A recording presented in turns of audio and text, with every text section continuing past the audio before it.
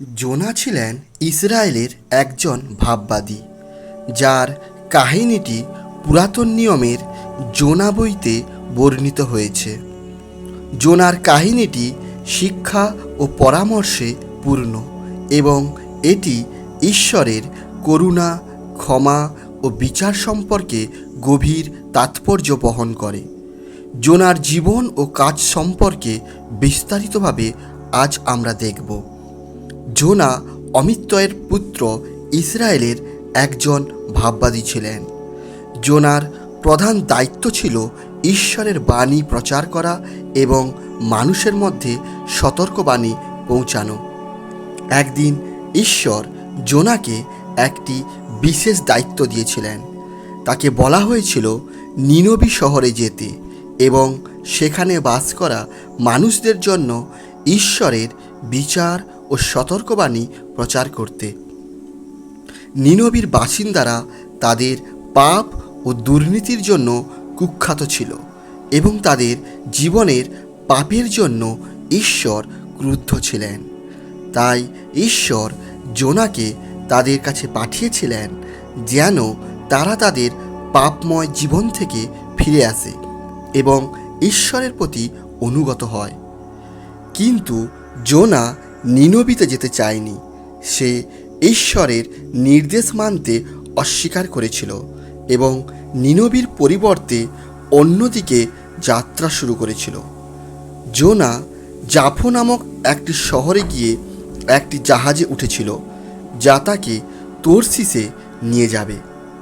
তর্সিস ছিল নিনবীর সম্পূর্ণ বিপরীত দিকে অবস্থিত একটি শহর। জোনা ভেবেছিল সে নিনবীতে না গিয়ে ঈশ্বরের নির্দেশ এড়িয়ে যেতে পারবে। জোনা জাহাজে ওঠার পর ঈশ্বর সমুদ্রের উপর একটি প্রবল ঝড় সৃষ্টি করলেন। সেই ঝড় এতটাই তীব্র ছিল যে জাহাজটি প্রায় ডুবে যাচ্ছিল। জাহাজের নাবিকরা অত্যন্ত ভীত হয়ে উঠল এবং তারা তাদের দেবদেবীর কাছে প্রার্থনা করতে শুরু করল।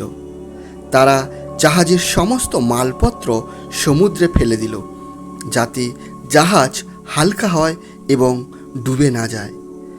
জোনা সেই সময় জাহাজের তলায় ঘুমাচ্ছিল। নাবিকরা যখন দেখল যে তারা কিছুতেই ঝড় থামাতে পারছে না, তারা জোনাকে জাগিয়ে তুলল এবং জিজ্ঞাসা করল কেন এই ঝড় হচ্ছে। জোনা তখন নাবিকদের কাছে স্বীকার করল যে সে ঈশ্বরের নির্দেশ মানেনি এবং সে পালিয়ে এসেছে। নাবিকরা বুঝতে পারল যে এই ঝড় জোনার কারণে এসেছে। তারা জোনাকে জিজ্ঞাসা করল তারা কিভাবে এই ঝড় থামাতে পারে। জোনা বলল, তোমরা আমাকে সমুদ্রে নিক্ষেপ করো, তাহলে ঝড় থেমে যাবে।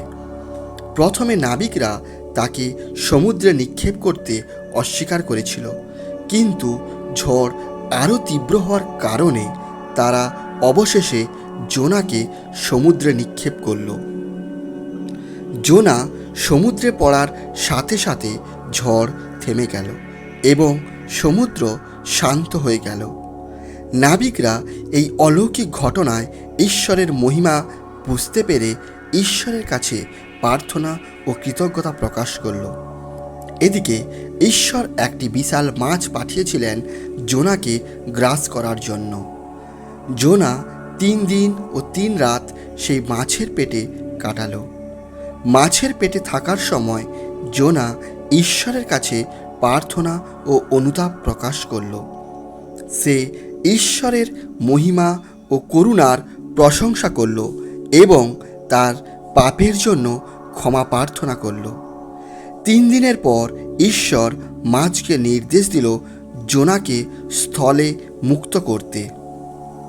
মাছও জোনাকে স্থলে ছেড়ে দিল এবং জোনা পুনরায় মুক্ত হল। এই অভিজ্ঞতার পর জোনা ঈশ্বরের নির্দেশ মানতে বাধ্য হয়েছিল। ঈশ্বর আবার তাকে নিনবী শহরে যেতে বললেন এবং এইবার জোনা বাধ্য হলেন। তিনি নিনবী শহরে গিয়ে সেখানে মানুষদের মধ্যে ঈশ্বরের বিচার ও সতর্কবাণী প্রচার করতে শুরু করলেন। জোনা নিনবীর বাসিন্দাদের জানালেন যে 40 দিনের মধ্যে নিনবী ধ্বংস হবে যদি তারা তাদের পাপময় জীবন থেকে ফিরে না আসে এবং ঈশ্বরের প্রতি অনুগত না হয়। জোনার এই সতর্কবাণী শুনে নিনবীর বাসিন্দারা অত্যন্ত ভীত হলো এবং তারা তাদের পাপময় জীবন থেকে ফিরে আসার প্রতিজ্ঞা করল।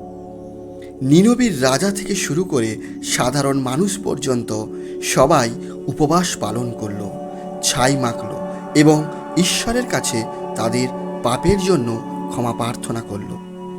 নিনবীর এই পাপমুক্ত জীবনযাপন ও অনুশোচনায় ঈশ্বর সন্তুষ্ট হলেন এবং তিনি তাদের ধ্বংস না করার সিদ্ধান্ত নিলেন। তবে জোনা এই সিদ্ধান্তে অসন্তুষ্ট হলেন। তিনি ভাবলেন, ঈশ্বর কেন এই পাপী মানুষদের ক্ষমা করলেন? তিনি ক্রুদ্ধ হয়ে নিনবীর বাইরে গিয়ে বসে থাকলেন এবং দেখলেন ঈশ্বরের পরবর্তী পদক্ষেপ কি হবে। তখন ঈশ্বর একটি গাছ সৃষ্টি করলেন যা জোনার মাথার উপর ছায়া দিল এবং তাকে সূর্যের তাপ থেকে রক্ষা করল। জোনা এই গাছটির জন্য খুব খুশি হলো, কিন্তু পরের দিন ঈশ্বর একটি পোকা পাঠালেন যা গাছটিকে খেয়ে ফেলল এবং গাছটি শুকিয়ে গেল। জোনা পুনরায় অসন্তুষ্ট হলেন এবং ক্রুদ্ধ হলেন। তখন ঈশ্বর জোনাকে শিক্ষা দিলেন যে যেমন তিনি সেই গাছটির জন্য দুঃখিত হয়েছেন, ঈশ্বরও নিনবীর মানুষদের জন্য দুঃখিত এবং তাদের পাপ থেকে ফিরে আসার সুযোগ দিতে চান। ঈশ্বরের করুণা ও ভালোবাসার এই বার্তা জোনার গল্পের মূল শিক্ষা। জোনার জীবনের ঘটনা থেকে আমরা শিখতে পারি যে ঈশ্বরের নির্দেশ মান্য করা উচিত, যে কোনো পরিস্থিতিতে তার প্রতি আস্থা রাখা উচিত এবং মানুষের প্রতি করুণা ও ক্ষমার মনোভাব রাখা উচিত। জোনার গল্প আমাদের জীবনে একটি মূল্যবান শিক্ষা দেয় যে ঈশ্বর সবসময় আমাদের কল্যাণ চান এবং আমাদের পাপ থেকে মুক্ত করে একটি পবিত্র জীবনযাপনের পথ দেখান। আমেন।